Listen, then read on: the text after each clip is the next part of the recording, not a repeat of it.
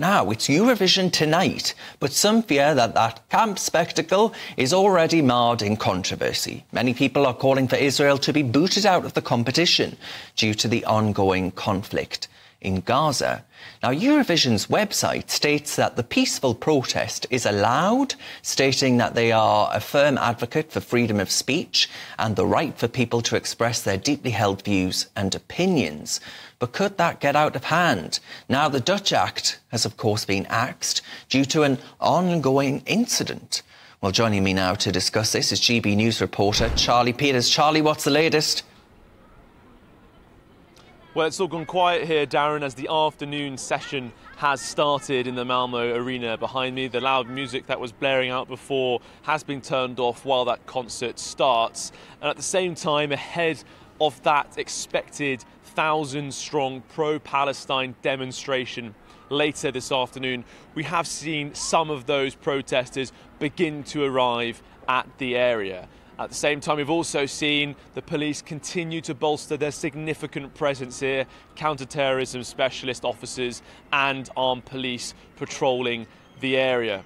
Now, there will be 25 acts tonight when the competition starts at 8 p.m. here in Malmo in the south of Sweden, because Julian Klust, the Dutch act, has been removed after that ongoing incident reported on Thursday evening by a member of the production team here. We understand that the Swedish police are investigating that incident and that the Dutch broadcaster has issued some concerns about the booting of their contestant. But the good news for Dutch fans, even though they won't be able to cheer on their act tonight, they will be able to vote in tonight's performances. All right, Charlie Peters there, thank you very much. As ever, we'll join Charlie a bit later. Now, joining me in the studio is the Showbiz reporter Ellie Phillips. I mean, Ellie, how much...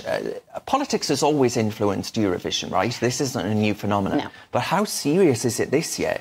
This is totally different because in previous years, when we talk about politics influencing the Eurovision, it's mainly, countries that are neighbouring countries are all going to vote for each other. It's, who's going to get the 12 points? This year is totally different. And I think it's because the precedent was set in 2022 when Russia was booted out of Eurovision. That kind of was like, well, if they're not going to be in, why is Israel in the competition this year after what's going on in Gaza? That's where the questions are at the moment.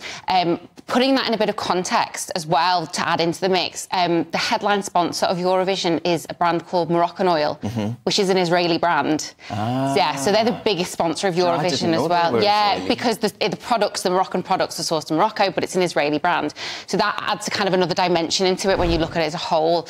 But the thing is, with Eurovision, the European Broadcasting Union say that, you know, when it comes to the flags being flown and things like that, the only flags allowed there are those of competing nations and LGBT flags. So that's why we see that mix in there, because people are like, well, why are we seeing a trans flag, but we're not seeing kind of a flag for, you know, Palestine? So that kind of adds into all of that. Now, this that's happened today with Juice Klein being booted out from the Netherlands, that makes a big difference, not politically in terms of what's going to happen tonight, but in terms of what's going to happen tonight, because those jury votes have already been selected. So for countries that have given the Netherlands a high amount or any amount, what happens to them tonight? And also, when Eurovision is saying that it's inappropriate behaviour, what is that inappropriate behaviour? Because there have been videos circulating of the Israeli delegation, of some of their delegates harassing press, harassing other artists. That's on video, that's circulating. So is that not inappropriate behaviour? It's adding into the mix of where are their lines being drawn, what are the rules, what are their stance, and why are some people being treated differently to others. I think that's where we're at with it. All right, it's going to get very messy indeed. Ellie, thank you very much for that update.